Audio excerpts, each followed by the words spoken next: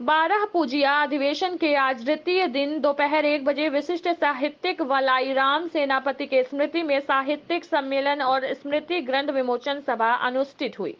असम साहित्य सभा के अध्यक्ष डॉक्टर सूर्यकांत हजरिका की अध्यक्षता तथा अधिवेशन स्वागत समिति के कार्यकारी अध्यक्ष डॉक्टर विरिंची कुमार शर्मा के स्वागत वक्तव्य के साथ शुभारंभ विमोची सभा का उद्घाटन विशिष्ट शोधकर्ता उमेश डेका ने करने के साथ ही विशिष्ट शोधकर्ता पंडित डॉक्टर नरेन कलिता ने स्मृति ग्रंथ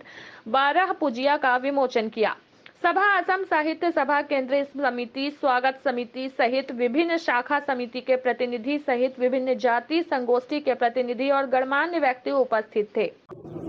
অতি আনন্দমুখৰ পৰিৱেশত আজি অসম সাহিত্য সভাৰ 12 পূজীয়া বিশেষ বাৰ্ষিক অধিৱেশনৰ পতাকা উত্তোলন কাৰ্যসূচী সম্পন্ন হৈছে।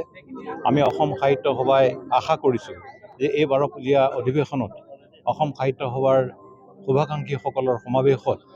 বিভিন্ন বিষয়সমূহ আলোচনাত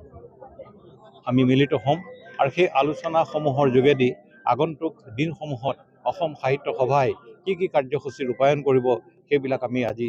এইকেইদিনৰ ভিতৰত আমি ঠিক ঠাক কৰি ল'ম আৰু সেইসমূহৰ যোগেদি আগন্তুক বৰ্ষটোত আমি কৰ্ম সম্পাদন কৰি অসমীয়া ভাষা সাহিত্য আৰু সংস্কৃতিৰ উন্নতিকল্পে আমি অগ্ৰসৰ হ'ম। এই শুভ মুহূৰ্তত সমগ্ৰ অসমবাসী অসমীয়া ভাষা সাহিত্য প্ৰেমীসকলৰ প্ৰতি আহ্বান জনাইছোঁ, তেখেতসকলৰ শুভাশীষ হওক, তেখেতসকলৰ ইতিবাচক দিহা পৰামৰ্শবিলাক আমাক আগবঢ়াওক আৰু যদি ক'ৰবাত আমাৰ খুদ ত্ৰুটি বিচ্যুতি ঘটিছে সেইসমূহ আঙুলিয়াই দিয়ক আৰু আমি যাতে অসমৰ শুভাকাংক্ষীসকলৰ কাৰণে আমি অসম সাহিত্য সভাৰ যোগেদি কৰ্ম সম্পাদন কৰি আগুৱাই গৈ থাকিবলৈ পাওঁ।